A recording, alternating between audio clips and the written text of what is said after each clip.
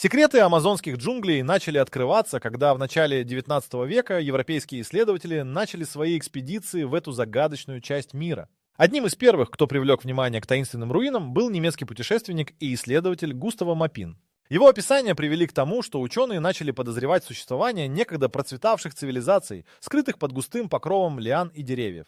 Однако настоящая сенсация произошла в середине 20 века, когда археологи начали использовать новые технологии для изучения региона. Первым значительным открытием стали обширные руины, обнаруженные в районе, известном как Мадейра-Гренде, в Бразилии. Эти руины представляли собой нечто большее, чем просто остатки зданий. По оценкам археологов, здесь когда-то находился целый город с тщательно спланированной инфраструктурой. Древние строения, обнесенные стенами и канавами, указывали на наличие высокоразвитого общества, способного к строительству и ведению сельского хозяйства. Археологическая команда, возглавляемая доктором Тонио Брауном, обнаружила множество артефактов, включая керамические изделия, инструменты и элементы, которые наводили на мысль о сложной социальной структуре. В это же время, в 1990-х годах, другие исследователи начали использовать лазерное сканирование и аэрофотосъемку, что открыло новые горизонты в изучении Амазонки. Оказалось, что под покровом джунглей скрываются сотни подобных городов. Исследования показали, что эти древние города были соединены сетью дорог, часть из которых сохранилась до наших дней. Эти дороги, сделанные из земли и камня, свидетельствовали о том, что древние жители активно обменивались товарами и культурой.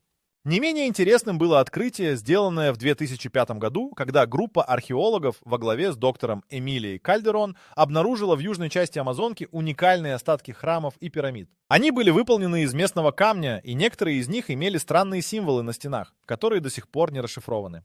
Храмовые комплексы, окруженные искусственными прудами, указывали на наличие обрядов, связанных с водой и почитанием богов. Каждое из этих открытий добавляло новые штрихи к портрету загадочной цивилизации, некогда населявшей эти земли. Исследователи также отмечали, что многие из этих городов были построены на террасах и холмах, что указывает на осознание древними жителями необходимости защиты от наводнений. Эти архитектурные решения показывают, что их общество было не только культурно развитым, но и адаптированным к сложным условиям экосистемы Амазонки. Это открытие опровергло миф о том, что древние жители были лишь кочевниками, неспособными создавать устойчивые поселения. На протяжении многих лет археологи продолжали находить все новые и новые следы этих пропавших городов. Они подтверждали, что цивилизация, существовавшая в Амазонке, была гораздо более сложной, чем считалось ранее. Каждая находка поднимала новые вопросы, заставляя ученых задумываться о том, как именно люди смогли выжить в таких непростых условиях и какое наследие они оставили. Столь же важным, как и сами города, были и методы их поиска. Использование современных технологий, таких как спутниковая съемка и радиолокационная томография, стало революцией в археологии. Эти методы позволили исследователям заглянуть под толщу листвы и обнаружить, что под дремучими джунглями скрывается целый мир, который ждет своего открытия. Как только первый город был обнаружен, волна интереса к амазонским джунглям только усилилась. Археологи и ученые со всего мира начали стягиваться в этот регион в поисках новых находок, стремясь разгадать загадки, которые оставила эта таинственная цивилизация. Их работа лишь начиналась, и впереди их ждало множество открытий, которые позволят глубже понять эту удивительную историю. Но это лишь начало, и под толстыми слоями лиан скрываются еще более интригующие следы. Когда исследователи начали изучать Амазонку, они не могли и предположить, что среди густых лесов скрываются не только города, но и величественные храмы, которые некогда служили местами поклонения древним богам. Одним из первых таких открытий стало обнаружение комплекса храмов в северной части региона, в том числе в районе, известном как Каскаву. Эти храмы, скрытые под слоем листвы, были найдены благодаря современным технологиям, которые позволили визуализировать подземные структуры. Археологи, работавшие с доктором Марио Сильва, осознали, что эти храмы не просто места для ритуалов, но и центры, где происходила активная культурная жизнь. Внутри храмов были найдены уникальные артефакты, статуэтки, украшения и ритуальные предметы, которые указывали на сложные обряды и верования древних народов. Стены храмов украшали резьбы, изображающие сцены богослужений и мифологических существ. Одним из самых интересных изображений была сцена, где люди поклонялись богу дождя, что свидетельствовало о важности сельского хозяйства для этих обществ. В 2006 году исследовательская группа под руководством доктора Алены Ривейра нашла еще один комплекс храмов в юго-восточной части Амазонки. Эти храмы были построены из огромных каменных блоков, которые явно требовали значительных усилий для транспортировки и обработки. Строения были окружены искусственными террасами и каналами, что указывало на наличие продвинутой системы орошения. Это открытие дало возможность предположить, что местное население не только поклонялось богам, но и активно использовало свои знания о природе для создания устойчивой экономики. Среди находок, сделанных в этих храмах, были также странные символы, которые оставались неразгаданными. Их происхождение и значение до сих пор вызывают споры среди ученых. Некоторые предполагают, что это могли быть письменные знаки, а другие считают их частью ритуалов. В любом случае, эти символы открывали окно в мир древних верований и обычаев, которые, возможно, навсегда останутся загадкой. Не менее увлекательным было обнаружение святилищ, посвященных различным божествам. В одном из храмов были найдены остатки жертвенных приношений, включая керамическую посуду и остатки животных. Это открытие подтвердило, что религия играла важную роль в жизни этих людей. Храмы, как оказалось, также служили местами для собраний, где община обсуждала важные вопросы и принимала решения. Интересно, что некоторые исследователи обнаружили остатки ритуальных площадок, на которых, по всей видимости, проходили праздники и обряды. Эти площадки часто находились вблизи водоемов, что подчеркивало важность воды в культуре древних людей. Вода считалась священной, и ее наличие вблизи храмов подчеркивало связь между природой и духовностью. После этих открытий внимание ученых переключилось на другие районы, где, по их предположениям, могли находиться еще более масштабные храмы и культовые сооружения. Используя данные спутниковых снимков, исследователи начали изучать ранее неосвоенные участки, и их усилия вознаградились. В итоге они нашли еще несколько храмовых комплексов, которые могли быть частью единой религиозной системы. Каждое новое открытие не только вдохновляло ученых, но и привлекало внимание общественности. Люди начали осознавать, что Амазонка — это не просто дремучий лес, а место, полное тайн и историй, которые нуждаются в разгадке. Археологи продолжали работать, и с каждым новым днем об их находках становилось известно все больше. Ученые собирали информацию, анализировали артефакты и пытались восстановить картину жизни древних народов, когда-то населявших эти земли. При этом, несмотря на многочисленные находки, оставались вопросы, которые требовали ответов. Каковы были настоящие масштабы этой цивилизации? Почему она пришла в упадок? И что произошло с ее наследием? Эти вопросы оставались витающими в воздухе, подчеркивая, что разгадка тайн Амазонки только начинается. Тайны, сокрытые под лианами и деревьями, продолжали манить к себе исследователей и искателей приключений. Каждое новое открытие открывало новые горизонты и подчеркивало, что древние боги и их храмы были лишь частью более широкой истории, которая еще только начинала раскрываться. На горизонте уже маячила следующая загадка, связанная с загадочными путями, которые когда-то соединяли эти священные места. Каждое новое открытие в амазонских джунглях поднимало завесу тайны, и одной из самых интригующих находок стали дороги, которые соединяли древние города и храмы. Эти пути, скрытые под слоями листвы, служили свидетельством того, что цивилизация, некогда населявшая этот регион, была гораздо более развитой, чем считалось ранее. Археологи начали осознавать, что эти дороги не просто артерии для передвижения, но и важные элементы культурной и экономической жизни древних народов. Первое масштабное исследование, посвященное этим древним путям, было инициировано в 1990-х годах, когда группа ученых под руководством доктора Фернандо Бенитеса отправилась в экспедицию в нижнее течение реки Тапажос. Здесь исследователи обнаружили сеть дорог, выложенных из земли и камня, которые пересекали густые леса и прокладывали путь к ранее неизвестным городам. Эти дороги имели ширину от 10 до 15 футов и были окружены земляными валами, которые способствовали их сохранности на протяжении столетий. В процессе дальнейшего изучения археологи обнаружили, что эти дороги не были случайными. Они соединяли не только жилые районы, но и важные торговые узлы, где происходил обмен товарами, от керамики до продовольствия.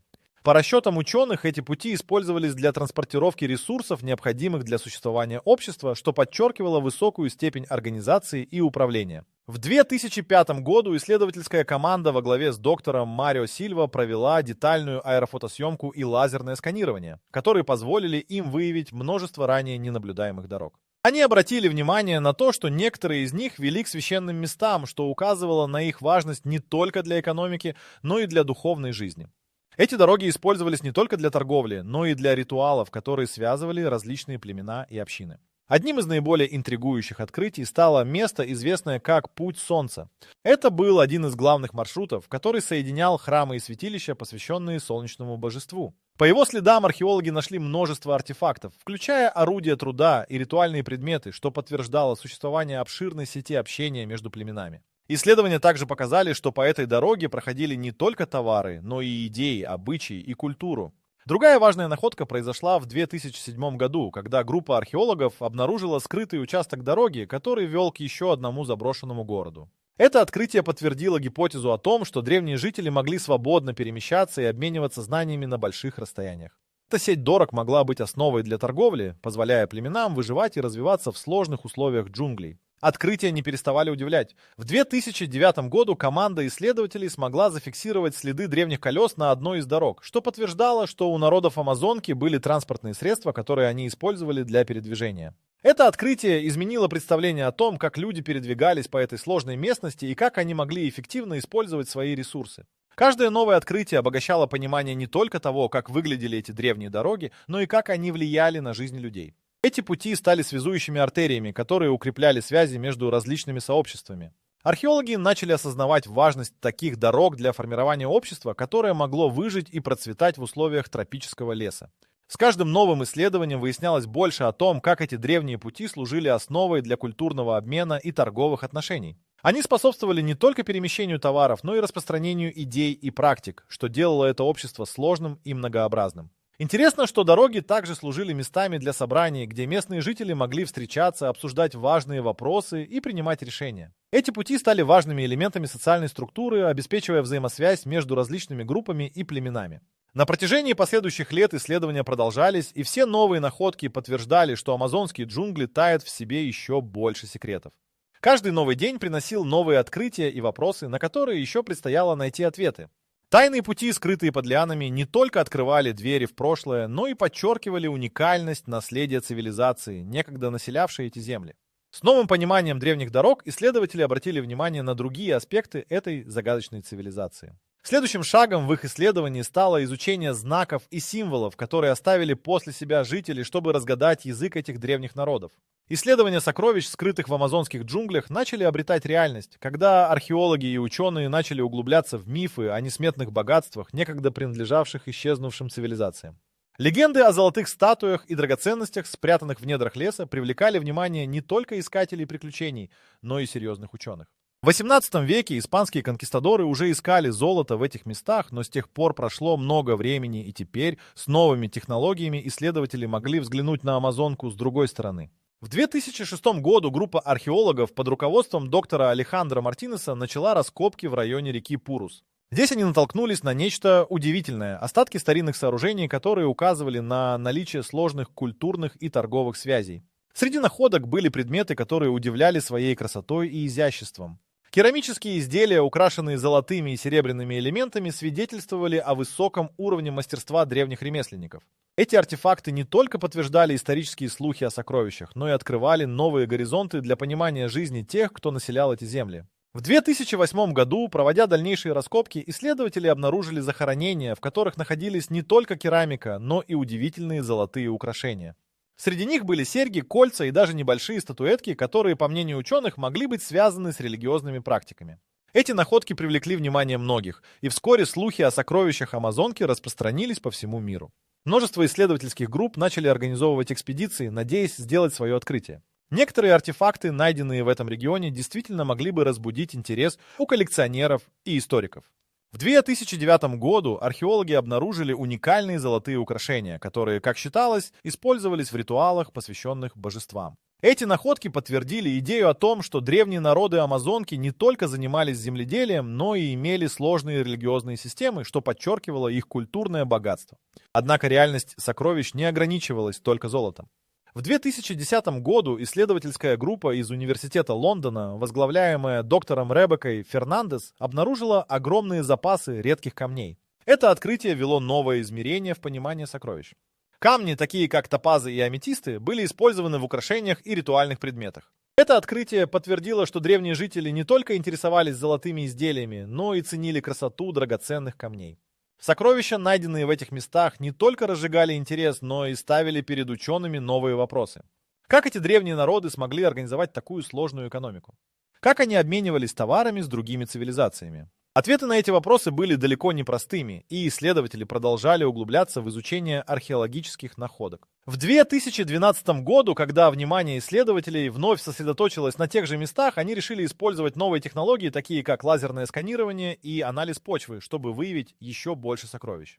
Эти методы позволили им обнаружить ранее незамеченные участки, где, как предполагалось, могли находиться скрытые захоронения и ритуальные места.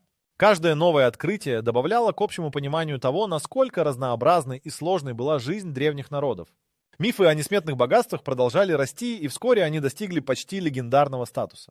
Легенды о золоте и драгоценностях Амазонки стали предметом интереса не только ученых, но и искателей приключений, желающих найти богатства, которые, казалось, скрывались за веками. Но на фоне этого интереса исследователи понимали, что сокровища — это не только материальные ценности. Это также свидетельство о культуре, верованиях и жизненном укладе древних цивилизаций, которые оставили свой след на этих землях. Каждое открытие напоминало о том, что сокровища Амазонки могли быть не только источником богатства, но и ключом к пониманию того, как эти древние народы существовали и процветали в условиях, которые сегодня кажутся почти невозможными. Сокровища, найденные в джунглях, становились не просто предметами для торговли, но и символами сложного взаимодействия человека и природы.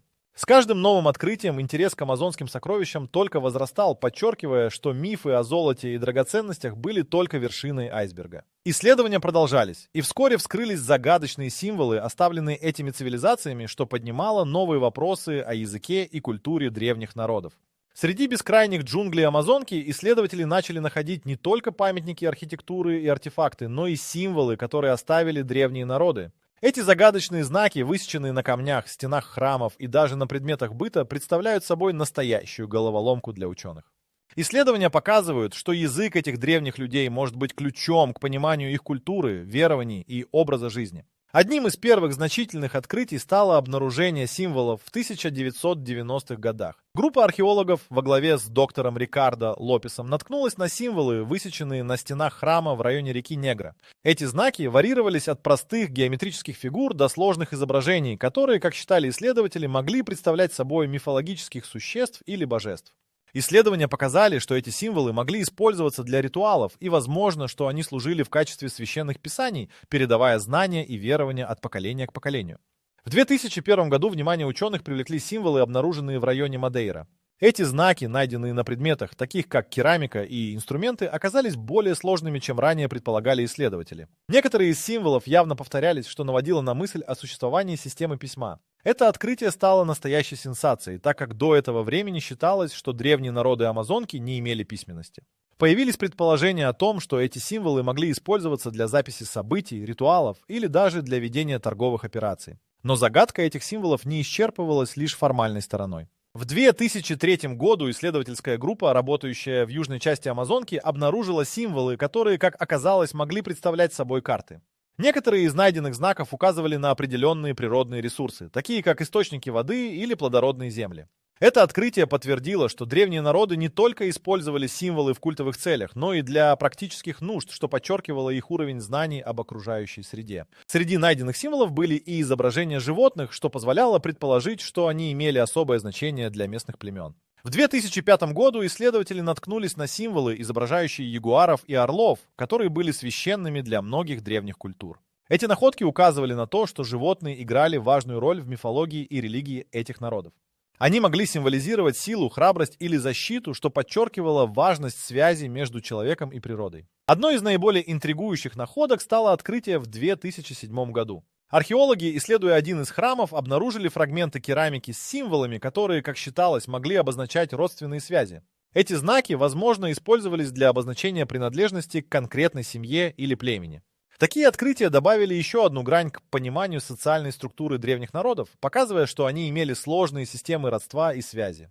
Параллельно с открытиями некоторые исследователи начали пытаться расшифровать эти символы. В 2009 году группа ученых, использующая компьютерные алгоритмы и методы искусственного интеллекта, попыталась создать базу данных символов, чтобы выявить закономерности и связи между ними. Их работа вдохновила новые исследования и обсуждения, так как многие вопросы оставались без ответа. Не менее значимым стало открытие в 2010 году, когда группа под руководством доктора Ребекки Фернандес обнаружила символы, которые, по мнению ученых, могли быть частью ритуальных практик.